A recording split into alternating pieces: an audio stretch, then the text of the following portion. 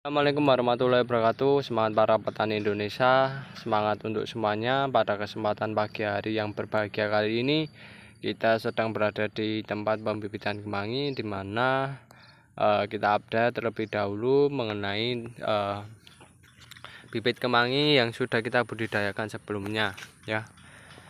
Bibit kemangi yang sudah kita budidayakan sebelumnya di bagian sana sudah pada mulai tumbuh besar-besar ya untuk tanaman kemanginya.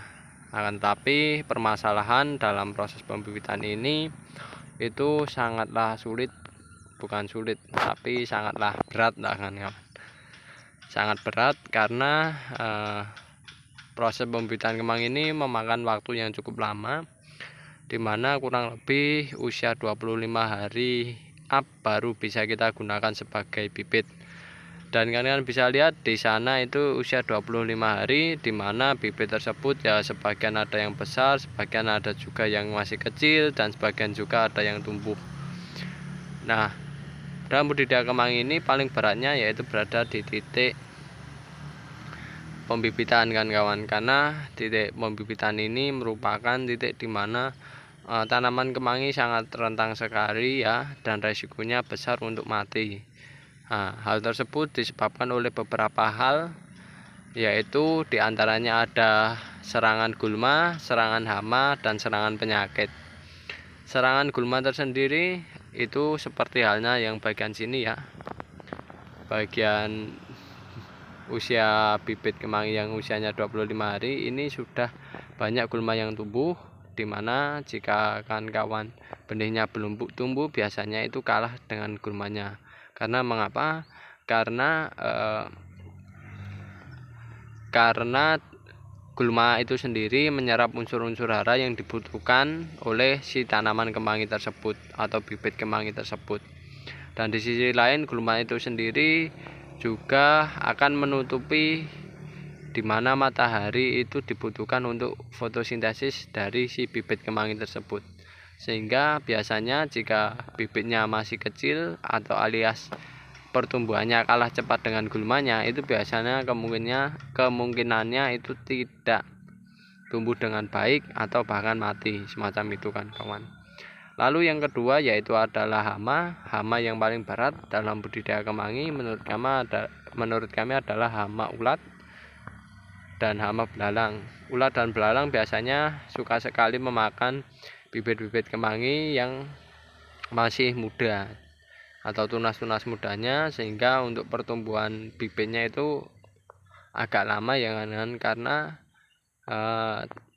bibit kemangi dimakan oleh si hama tersebut, sehingga si bibit tersebut perlu menumbuhkan tunas kembali dan menunggu pertumbuhan munculnya daun sejati kembali kan kawan, sehingga memerlukan waktu yang cukup lama untuk mereka bisa survive dan bisa tumbuh kembali hingga kondisi siap menjadi bibit.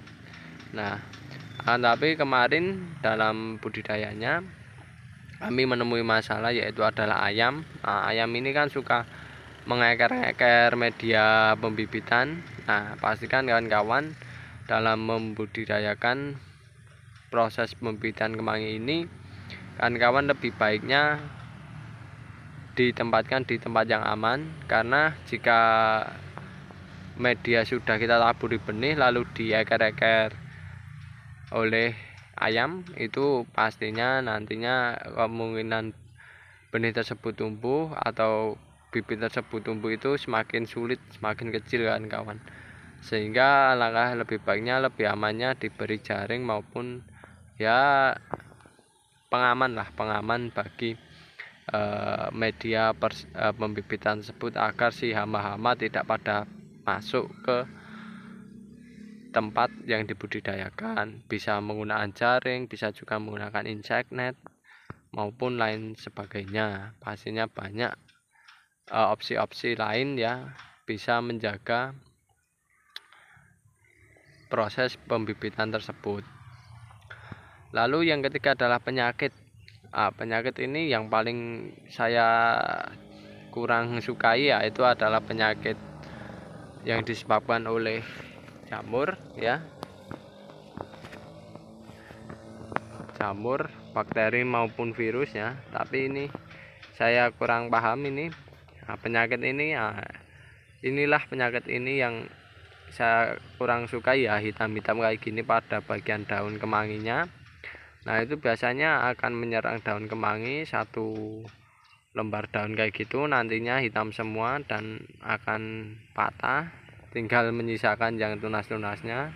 Nah ini biasanya disebabkan oleh terlalu lembab, dan biasanya penyakit tersebut bisa muncul itu berasal dari benih-benih penyakit yang berada di lingkungan sekitarnya.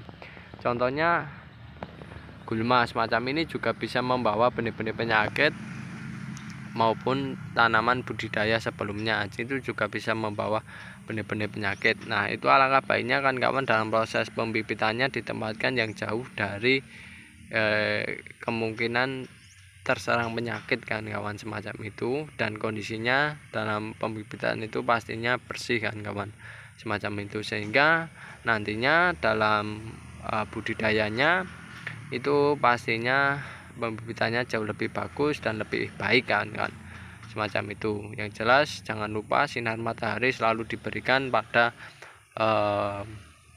bibit kemangi yang kita budidayakan kan kawan, agar mereka bisa survive dan sesuai dengan kondisi kebutuhan dari si bibit tersebut untuk kepentingan fotosintesis semacam itu. Dan kan kawan, kami juga mengingatkan kan kawan, jika kan kawan tidak berkeinginan gulmanya juga tumbuh semacam ini, itu alangkah baiknya kan kawan pergunakan pupuk yang tidak berbahan baku dari gulma, dan di sisi lain atau pupuk kandang yang hewannya tidak makan gulma. Dan di sisi lain juga kawan-kawan selalu bersihkan ya gulma-gulma yang ada di sekitar media budidaya kemangi ya, semacam itu ya, media pembibitannya lah semacam itu sekarang rajin membersihkannya, kalau tidak ya semacam ini kayak punya saya. Dan di sisi lain juga gulma ini kalau sudah tumbuh kayak gini ya, sudah tumbuh semacam ini di tempat media budidaya ya, biarin saja kan kawan, jangan cabut, itu saran dari saya sih. Tapi kalau mau dicabut, kalau masih sekiranya tidak mengganggu